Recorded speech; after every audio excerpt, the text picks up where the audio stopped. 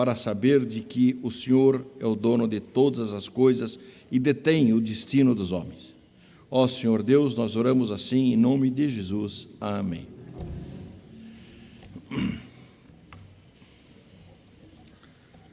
Os irmãos se recordam que na aula anterior sobre Apocalipse, nós iniciamos o capítulo 21 e estudamos até o versículo 5.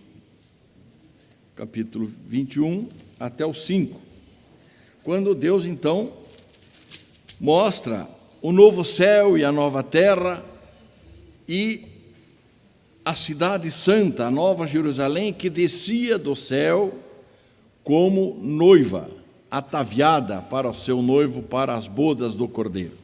E entendemos, então, naquela ocasião, que a cidade santa descrita, na realidade, é a noiva do Cordeiro, simbolicamente representada pela cidade, mas é a noiva do Cordeiro que desce, é a igreja remida que desce, então, para o seu encontro com as bodas do Cordeiro.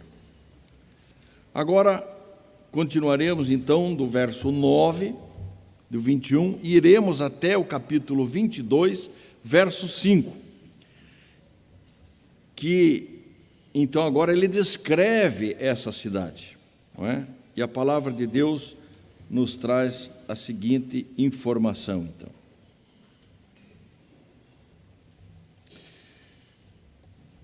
Capítulo 21, verso 9.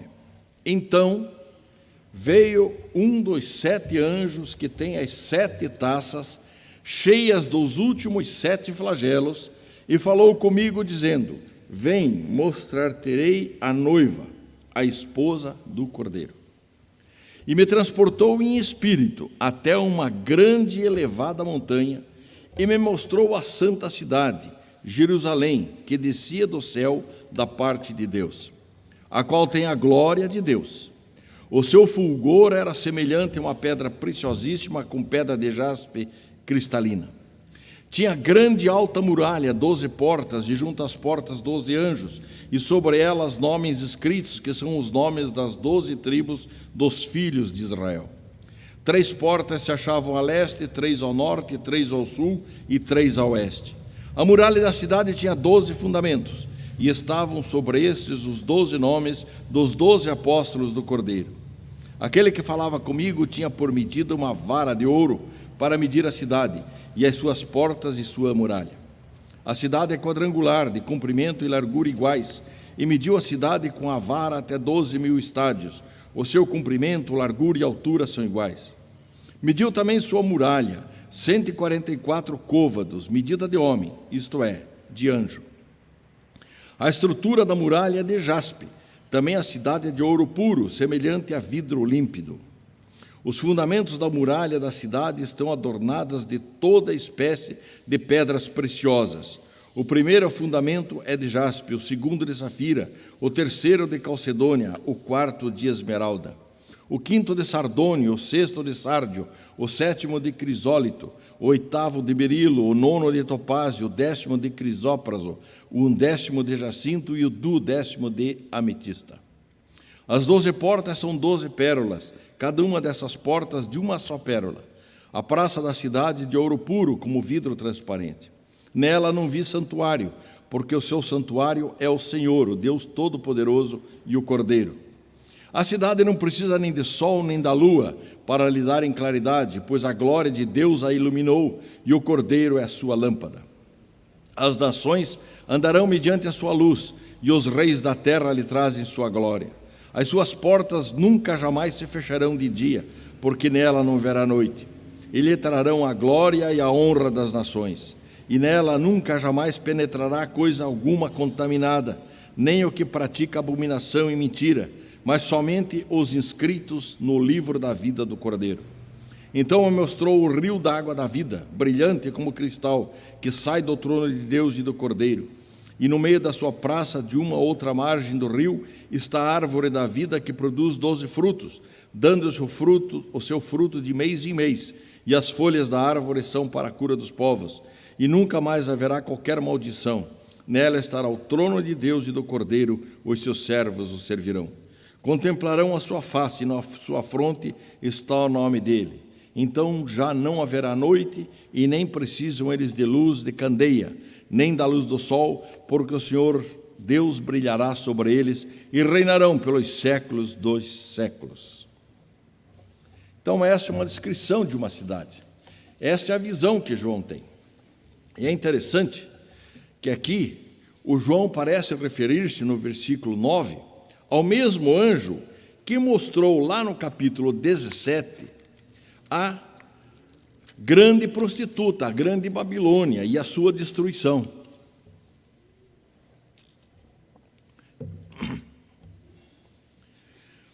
Aqui, em contraste, agora, o mesmo anjo está demonstrando para João a Nova Jerusalém, a cidade santa, que é o quê?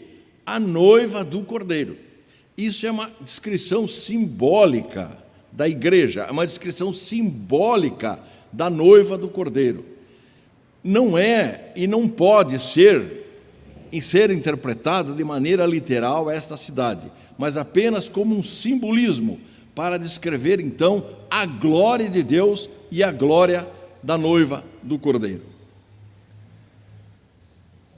Então, a noiva, que é a esposa do Cordeiro, é simbolizada por esta cidade descrita aqui pela cidade santa.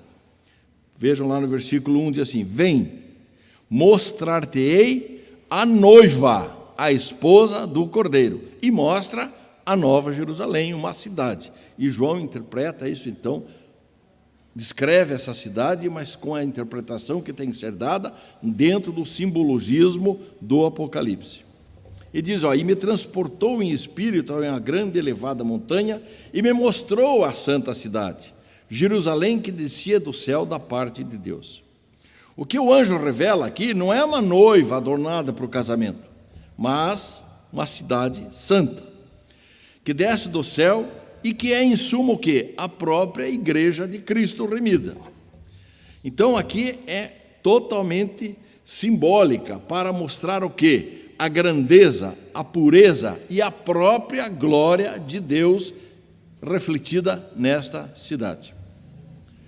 Então, João aqui demonstra a igreja remida, e fala da cidade como a noiva, e não a cidade da noiva. Isso que tem que ser bem entendido aqui. Não é uma cidade composta por edifícios, como nós conhecemos, mas uma cidade espiritual, a igreja, a noiva do Cordeiro, que é muito descrita aqui no simbolismo do número 12.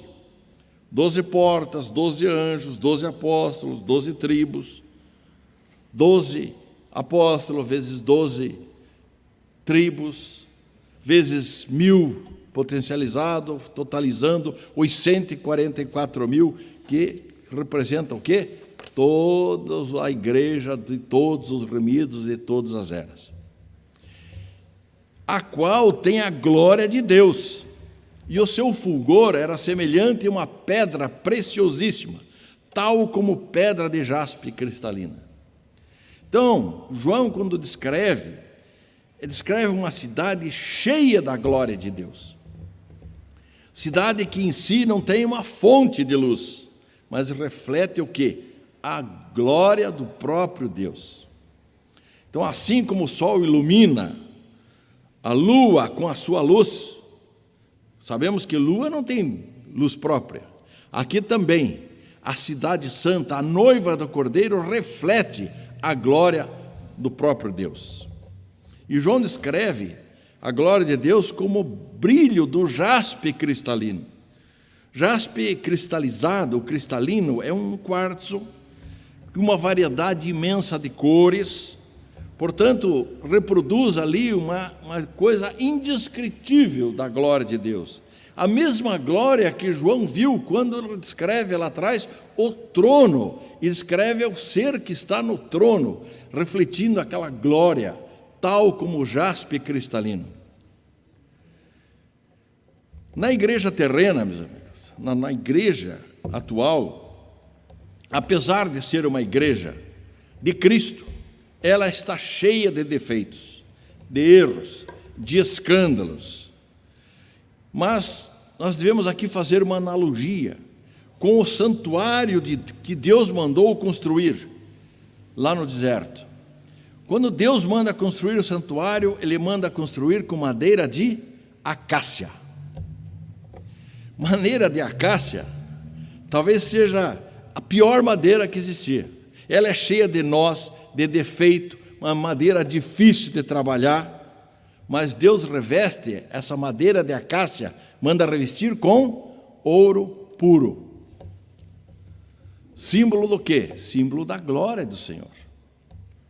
Assim é a igreja remida, transformada, glorificada. Ela é revestida pelo sangue de Jesus, mesmo com seus defeitos.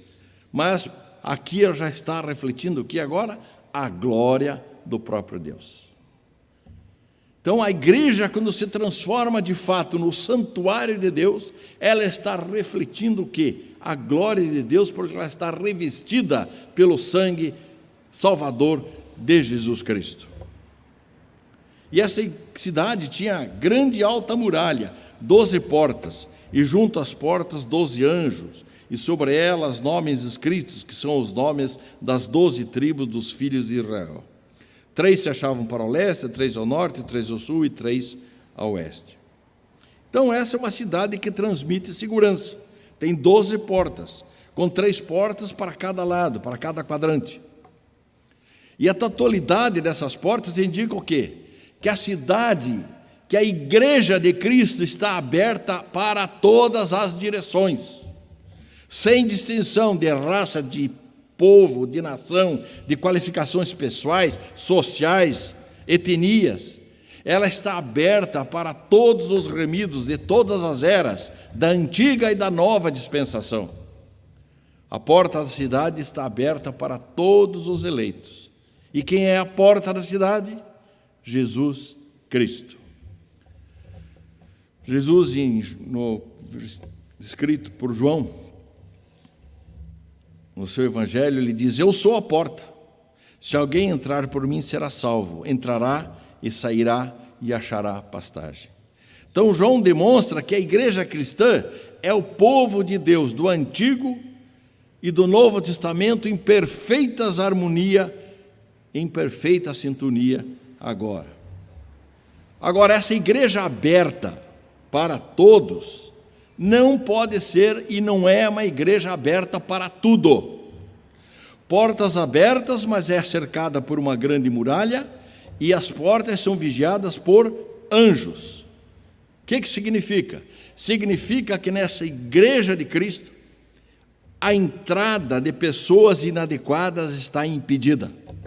Ou seja, essa cidade é exclusiva para os remidos no sangue de Jesus. Nada contaminado entra nessa cidade. Hoje nós vemos muitas igrejas abertas a tudo, mas não a todos. Aqui não é o contrário, é uma igreja aberta a todos, mas não a tudo. A muralha da cidade tinha 12 fundamentos, e estavam sobre estes os nomes dos 12 apóstolos do Cordeiro. A muralha está construída sobre 12 pedras fundamentais com o nome dos 12 apóstolos. E com o nome dos 12 apóstolos no nível do solo, os nomes das 12 das tribos no nível do portão. Entende-se, então, tantos remidos da antiga como da nova dispensação, remidos de todas as eras. E aqui fica evidente que esta cidade e suas muralhas estão alicerçadas em cima de quem? Da verdade apostólica, da verdade dos apóstolos. Esta é a teologia dessa cidade. É fundamentada na verdade revelada de Deus. Amados, não existe igreja verdadeira sem estar alicerçada na verdade da palavra de Deus. Elas têm que ser a verdade fundamentada na verdade de Jesus, o Cristo. Respondeu-lhe Jesus: eu sou o caminho e a verdade e a vida. Ninguém vem ao Pai senão por mim. Santifica-os na verdade. A tua palavra é a verdade. São palavras de Jesus. Portanto, igreja verdadeira é a igreja que se baseia única e exclusivamente na palavra de Deus. Mesmo que seja doída essa palavra, mesmo que seja uma palavra muitas vezes vilipendiada pela sociedade, mas é a única igreja verdadeira, a igreja que se baseia única e exclusivamente na sua palavra. Não se baseia em dogma de homens, mas se baseia nos dogmas da palavra de Deus, na Bíblia Sagrada, nas Santas Escrituras. Aquele que falava comigo tinha por medida uma vara de ouro para medir a cidade, e as suas portas e a sua muralha. A cidade é quadrangular, de comprimento e larguras iguais, e mediu a cidade com a vara até 12.000 estádios, e o seu comprimento, largura e altura são iguais. Então João aqui transmite essas medidas na cidade, sua extensão, comprimento, largura e altura, da forma que ele via, e vê que são iguais. 12.000 estádios para cada lado, é um cubo, ele descreve um cubo perfeito, Na linguagem apocalíptica, cubo é símbolo de perfeição, então é uma igreja perfeita, é a noiva perfeita. Então, o significado aqui é mais ou menos simbolicamente, João está achando um meio de descrever o céu em termos de simetria e perfeição. O significado é que na Cidade Santa, na Nova Jerusalém, a noiva de Cristo, existe lugar para todos os remidos no sangue do Cordeiro. Por isso ele descreve essas grandes dimensões. 12.000 estádios, mais ou menos 2.400 quilômetros em cada medida dessa. É muito grande. Cabe todo mundo se fosse por lá. Caberia toda a humanidade lá dentro. E esse cubo tem 12 arestas, e cada aresta tem 12.000 estádios, que multiplicado por 12 soma 144.000, então que simboliza todos os crentes de todas as eras. E dessa forma podemos entender a palavra de Jesus Cristo quando ele diz: na casa de meu Pai há muitas moradas. Se assim não fora, eu vô-lo teria dito, pois vou preparar-vos lugar. E esse anjo também mediu a sua muralha, 144 côvados, medida de homem, isto é, de anjo. A estrutura da muralha é de jaspe, e também a cidade é de ouro puro, semelhante a vidro límpido. Então João descreve a visão da muralha, seu tamanho, que ela é feita de jaspe, pedra já demonstrada e já descrita, que descreve o quê? A glória de Deus. E transparente de toda, e a glória transparente dessa cidade, como ouro puro, semelhante a vidro. Isso significa o quê? Que nessa cidade, na igreja de Cristo, na noiva de Cristo, existe transparência, absoluta integridade, não existe nada oculto. E os fundamentos da muralha da cidade estão adornadas com toda espécie de pedras preciosas. O primeiro fundamento é de jaspe, o segundo de safira, o terceiro de calcedônia, o quarto de esmeralda, o quinto de sardônio, o sexto de sárdio, o sétimo de crisólito, o oitavo de berilo, o nono de topázio, o 10º de crisópraso, o 11º de jacinto e o 12º de ametista. Então, os 12 fundamentos que sustentam esses muros dessa cidade estão representados aqui por pedras preciosas. É interessante que ninguém faria um fundamento de uma cidade com pedra preciosa, porque fica escondido. Mas simbolizam o quê? Essas pedras preciosas? O fundamento na verdade da palavra de Deus. Ou seja, a verdade de Deus é a maior preciosidade que existe. E esta é a sustentação da noiva do Cordeiro. Essas 12 portas, as 12 portas que ele descreve são 12 pérolas, e cada uma das portas de uma só pérola, e a praça da cidade de ouro puro como vidro transparente. Então, mais uma vez aqui, João está chamando a atenção para os portões dessa cidade. descrevendo aqui essa cidade, esses portões, à luz do profeta Isaías. Mas a ênfase deve ser sempre de ver que João aqui fala figurativamente, porque portões de pérolas são símbolos de grande beleza inimaginável e riquezas inestimáveis. Em Isaías 54, 11 e 12, nós vemos: ó tu aflita, arrojada com a tormenta e desconsolada, eis que eu assentarei as tuas pedras com argamassa colorida e te fundarei sobre safiras. Farei os teus baluartes de rubis e as tuas portas de carbúnculos e toda a tua muralha de pedras preciosas. As ruas e praças de ouro límpido, transparente, nós já vimos que isso significa pureza perfeita. Ou seja, os habitantes dessa cidade, a igreja de Cristo, a igreja verdadeira, a noiva de Cristo, ela está pura, santificada e sem defeito. Nela não vi santuário, porque o seu santuário, quem é? É o Senhor, o Deus Todo-Poderoso e o Cordeiro. Então, João está visualizando que tudo aqui mudou nessa nova Jerusalém, na noiva de Cristo. Durante a vida terrena, Deus habitou no templo, na igreja de Cristo, no santuário. Agora é diferente. Templo e cidade são a mesma coisa, ou seja, a noiva do Cordeiro, a cidade santa, a igreja remida que agora está em Deus. É o contrário. O próprio Deus é o santuário.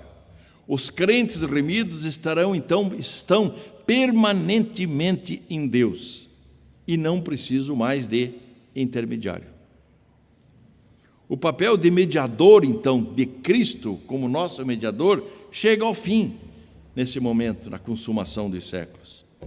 Pois agora ele é o noivo, num relacionamento íntimo com a sua noiva, com a sua igreja, com o seu casamento. Não há mais intermediação.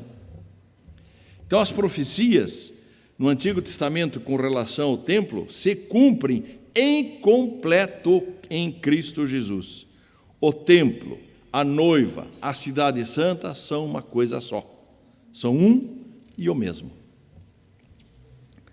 Esta cidade não precisa nem de sol nem de lua para que lhe darem claridade, pois a glória de Deus a iluminou e o Cordeiro é a sua lâmpada. Então, o Senhor, Deus e o Cordeiro compartilham da mesma glória. Mesma glória. Essa luz divina, então, ofusca todas as outras fontes e as torna irrelevantes. O sol, os astros, o universo é irrelevante diante disso. Além do mais, sol e lua são luminares feitos criados para marcar o tempo cósmico, que na eternidade não existe esse tempo cósmico. Vejam que em João 1,4 ele diz: e o verbo se fez carne e habitou entre nós, cheio de graça e de verdade, e vimos a sua glória, glória como do unigênito do Pai. Isto é, Cristo e Deus e a glória é tudo uma coisa agora só. Por isso, a noiva de Cristo, com a noiva do Cordeiro, a cidade santa descrita aqui, no momento das bodas do Cordeiro, então se unem tudo junto, tá certo? Com o Cordeiro, isto é, nós estaremos em Deus, em Cristo. As nações andarão mediante a sua luz, e os reis da terra lhe trazem glória, a sua glória. Essas nações citadas aqui, reis, na verdade são os cidadãos do reino de Deus, aqueles que não receberam a marca da besta e andam na luz divina, e que ilumina a cidade santa e dão glória e honra a Deus apenas. As suas portas jamais se fecharão de dia, porque nela não haverá noite, e lhe trarão a glória e a honra das nações. João aqui mais uma vez recorre ao profeta Isaías, em 60:11, onde ele diz: as tuas portas estarão abertas de contínuo, nem de dia nem de noite se fecharão, para que te sejam trazidas riquezas das nações e conduzidas com elas os seus reis. Nós sabemos que nas cidades antigas, os portões da cidade eram fechados ao anoitecer, para a segurança dos cidadãos. E eram colocados guardas nas portas. Aqui João esclarece dizendo que, como o sol e lua já não têm mais função, a cidade santa está eterna, à luz da glória do Senhor. Não há noite, não há fechamento da cidade, porque não há noite, sempre permanente, a luz que ele irradia provém do próprio Senhor. Agora, essas portas abertas estão vigiadas por anjos. E, coletivamente, as nações, então, dos remidos, se ajoelham diante do Senhor. E isso é o significado mais puro da manifestação plena de Deus. Essa cidade é aberta a todos, então.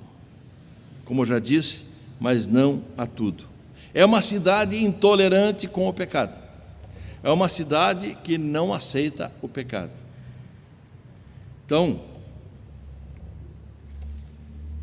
nela nunca jamais penetrará coisa alguma contaminada, nem o que pratica abominação e mentira, mas somente os inscritos no livro da vida do Cordeiro.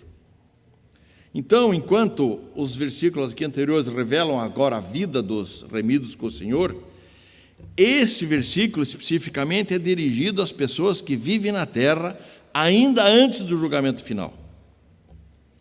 E estes aqui, para estes é que João está exortando no sentido que busquem a santificação, pois quando tudo se consumar, não haverá mais possibilidade ou oportunidade de arrependimento. E, consequentemente, ficarão fora da noiva, ficarão fora dessa cidade, ficarão fora da igreja dos remidos. E é uma igreja que não tolera pecado. E, em contraste, aquelas pessoas cujos nomes estão registrados no livro da vida do Cordeiro, estão livres para entrar nessa cidade. Por quê? Porque eles estão revestidos pelo sangue de Cordeiro, pertencem ao Senhor Jesus Cristo, que comprou com o seu sangue, que os santifica e que nunca os riscará os seus nomes do livro. E dará direito, então, à árvore da vida. Aquilo que eu falei. Deus não rejeita os seus. Lembram, meus irmãos, daquele episódio de Pedro. Quando Pedro quando faz a declaração que Jesus era o Filho do Deus vivo, lembram disso? Em que João o elogia, e logo em seguida João faz o quê?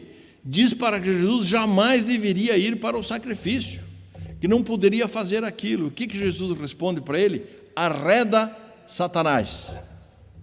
Ele não falou, arreda Pedro, saia Pedro. Ele falou, arreda-te Satanás, porque Pedro era um remido dele, era um eleito dele. Por mais que Pedro tivesse errado, elimina seu pecado, mas Pedro, venha para nós. Jesus abraça os seus remidos. E essa é a segurança da perseverança do crente. Essa é a doutrina da perseverança.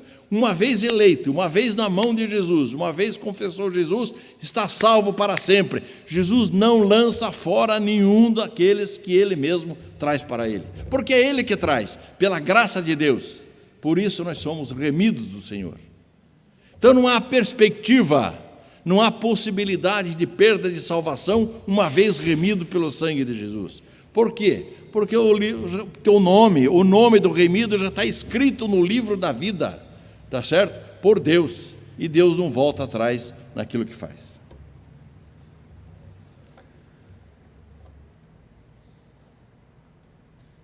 Capítulo 22, 1, já estamos caminhando para o final. Então me mostrou o rio da água da vida, brilhante como cristal, que sai do trono de Deus e do Cordeiro. Então esta é a maneira simbólica de descrever aqui o reinado da vida eterna. Pois rio, comumente, é o símbolo de vida dentro do pensamento bíblico. E o rio aqui sai do trono de Deus e do Cordeiro. Simplesmente por quê? Porque Deus é a origem de toda a vida, é o centro da cidade. E aqui ele é retratado como um trono, que sai do trono como fonte de vida, porque Deus é a fonte de tudo. E nele é o alfa e o ômega, o princípio e o fim. Ali começa tudo e termina tudo. Quer dizer, nem tem fim nem tem começo, na verdade. É tudo, está tudo centralizado em Deus e em Cristo. Por isso, a igreja verdadeira, como eu já falei, baseada e fundamentada na palavra de Deus, ela só pode ser verdadeira baseada em dois fundamentos. Ela tem que ser cristocêntrica e logocêntrica, isto é, na palavra de Deus.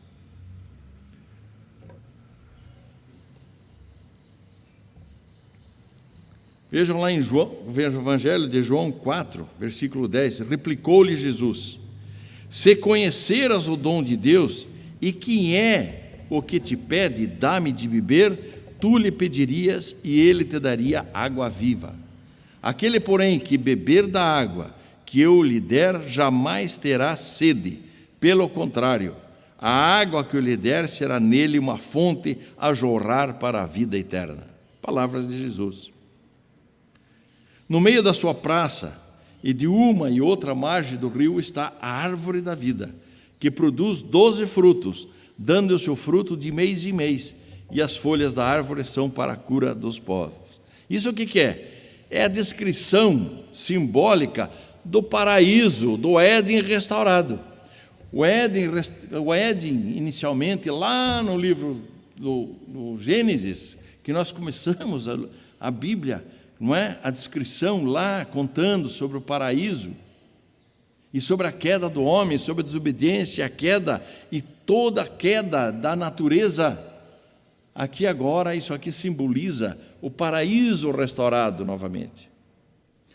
O livro do Apocalipse, ele está encerrando uma história que foi iniciada lá no livro do Gênesis, e fecha, então, a Bíblia, e encerra a Bíblia, tá certo? Fechando aqui todas as coisas. Deus plantou lá no jardim do Éden essa mesma árvore, e também plantou a árvore do conhecimento do bem e do mal. Agora nós temos aqui um paraíso restaurado para completar essa história bíblica. Lá no Éden, Adão e Eva foram expulsos porque tocaram na árvore da vida, tá certo? Foram proibidos de tocar na árvore da vida. Não poderiam tocar na árvore da vida. E não também na árvore do conhecimento do bem e do mal. Tocaram primeiro, comeram fruto do conhecimento do bem e do mal. E Deus aí proibiu que eles estivessem e pudessem ir na árvore da vida. Porque se eles fossem para a árvore da vida, estariam pecadores eternamente, sem remissão. Agora, no jardim da cidade santa, todos os habitantes têm direito a essa árvore da vida. Lá era proibido, aqui é franqueado. Então é restaurada a situação do paraíso.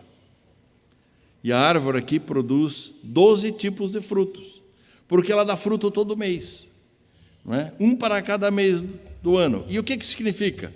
Significa que não existe aqui um ciclo normal, como fertilização da árvore, floração, crescimento, o fruto e a colheita. Aqui expressa o quê? O triunfo absoluto da vida sobre a morte. Esse é o significado desse fruto permanente. Também aqui se refere às folhas dessa árvore com princípios curativos. O que significa? Significa que todos os remidos acham completo alívio para tudo aquilo que os afligia nessa vida humana. Em suma, a árvore da vida no paraíso restaurado dá cura para as nações, o que significa que seus habitantes podem gozar da vida eterna, livre de necessidades físicas, espirituais, ou seja, qualquer outra necessidade. E nunca mais haverá maldição, Nela estará o trono de Deus e do Cordeiro, e os seus servos servirão, contemplarão a sua face, e na sua fronte está o nome dele. Depois que Adão e Eva pecaram, meus irmãos, Deus pronunciou uma maldição sobre a criação e sobre a raça humana. E essa maldição permanece até que se cumpra toda a restauração, até que todos possam, na cidade santa, como noiva do Cordeiro, em plena comunhão com Deus, então, comer e aproveitar essa árvore da vida livremente. Então, nessa Jerusalém celestial, nessa cidade santa, a triste história do pecado chega ao fim. E o trono de Deus e o Cordeiro, todos juntos, estaremos lá e servindo ao Senhor. E desse trono emanam todas as ordens para o universo todo, e não existe desobediência. Tudo e todos se submetem prazerosamente. Então, isso indica o quê? Indica que no céu, meus irmãos, não é um lugar de contemplação apenas mística, mas onde os crentes e os remidos trabalharão com alegria, sem cansaço e obedientemente às ordens de Deus. É interessante isso. Céu não é lugar para vadio. Não haverá vadio no céu. E a bênção maior é poder contemplar a face do Senhor. Veja lá, mesmo João, na sua primeira carta, nos fala o seguinte no verso 3:2: Amados, agora somos filhos de Deus, e ainda não se manifestou o que haveremos de ser.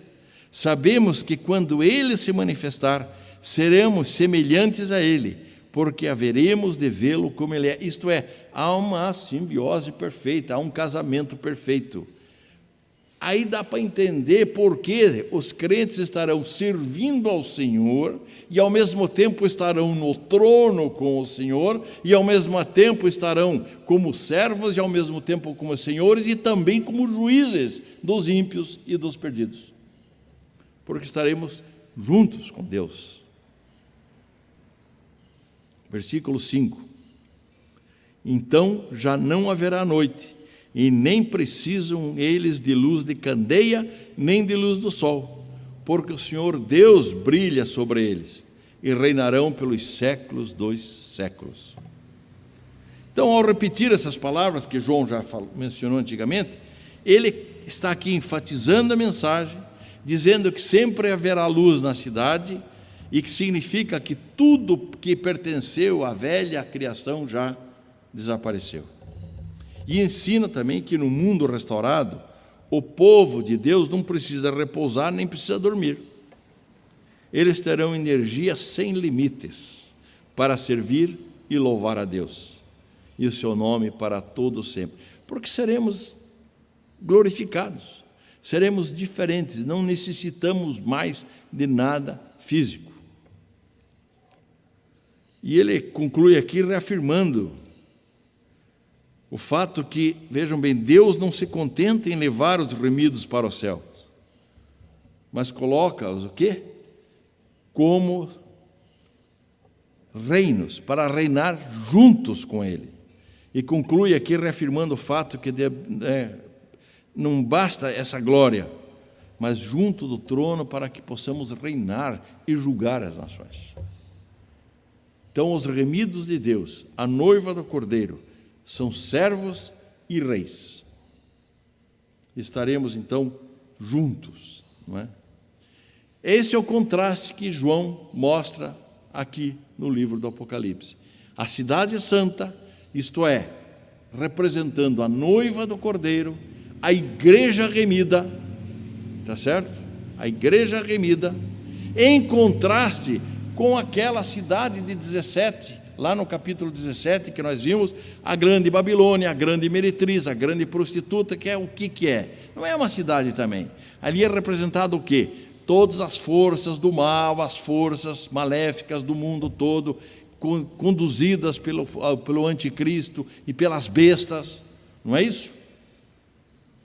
E ele faz um contraste. E a mensagem que fica para nós cristãos é essa, E é uma mensagem para todos os homens. E a mensagem para a humanidade é essa: se você ainda está na antiga Babilônia, na prostituta, saia dela, porque o teu lugar não é lá. O remido de Deus é na cidade, na Nova Jerusalém, como noiva de Cristo. A mensagem que eu quero dizer àqueles que estão nos ouvindo e que ainda não têm Cristo no coração, que eu faço, ainda é tempo. Saia da Babilônia, saia da prostituta e venha para a noiva de Cristo. Amém, meus irmãos? Que Deus nos abençoe e nós tenhamos a certeza disso, de que em breve, muito breve, nós estaremos todos juntos com Deus na nova cidade, na cidade santa, isto é, como noiva de Cristo, como a nova igreja dos remidos no céu. Amém? Que Deus nos abençoe e nos dê um domingo de bom descanso, não é? E os irmãos, eu quero falar para os irmãos uma coisa. Próxima aula que nós tivermos, nós estaremos encerrando o livro. Aqueles irmãos, eu tenho isso pronto, todo o resumo feito, todos os estudos, desde o primeiro até o último versículo, tá certo? E aqueles que quiserem, eu depois poderei passar, porque é impressão para fazer isso. Impresso, normalmente, nas minhas aulas, eu entrego impresso para os alunos. É que vai dar mais ou menos mais 180 páginas isso. É uma apostila um pouquinho grande. Então, eu vou passar virtualmente. Isto é, quem quiser, me passe o seu e-mail e eu repassarei, tá certo? Para todos aqueles que eu quiser, tá certo? Muito obrigado e um bom domingo a todos. Vamos nos colocar em pé e vamos orar?